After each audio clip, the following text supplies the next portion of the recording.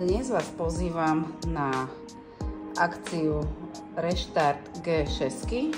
Ja zároveň budem robiť aj výmenu nového vysielača, preto nebudeme čakať tých odporúčaných 20-30 minút, ale rovno hneď nasadíme nový vysielač.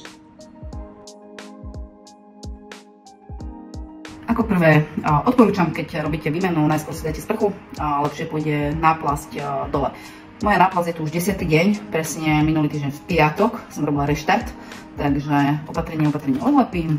Vidíte, ona má v strede takýto nelepivý povrch, ten sa vlastne nepriliepa na senzor, čiže ľahučko to ide dole. Dobre, dúfam, že teda všetko pôjde ako má.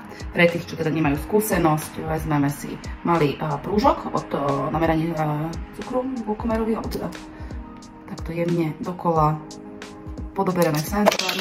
Voilà, starý vysielač nám vypadol a môžeme ísť na to.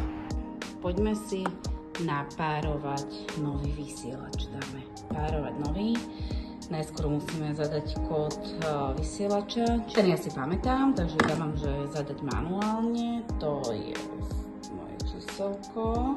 Tak, môžem uložiť, potvrdiť, výborne. A teraz nasnímame sériové číslo vysielača. Verím, že to pôjde úspešne. Takže ideme na nasadenie vysielača. Ďalej nasadzujem vysielač. Hop, zacvaknuté. Dáme, že hľadá sa vysielač. Takže senzor nastrelený.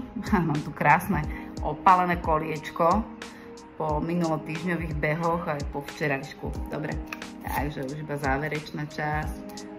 Easy peasy, ako som vravela. Skinku, pre mňa neoceniteľná vec. Ozaj nedám dopustiť, takže zvyknem pretrieť aj toto okolie, normálne to na tú náplasť lepivú. Mám pocit, že mi to pomáha k tomu, aby ten senzor ešte lepšie držal. Takže hop, šup. Výborne. Zoberieme si náplasť. Jedna strana dole. Jemne druhá strana, takto to vyzerá. Dobre. A nálepujem, no. Takže takto. Veľmi jemnúčko. Pozrite, to nálepenie ozaj zvládne človek aj sám. Nie, niekedy pomáha syn, ale dneska mi to išlo aj samé. Ďakujem.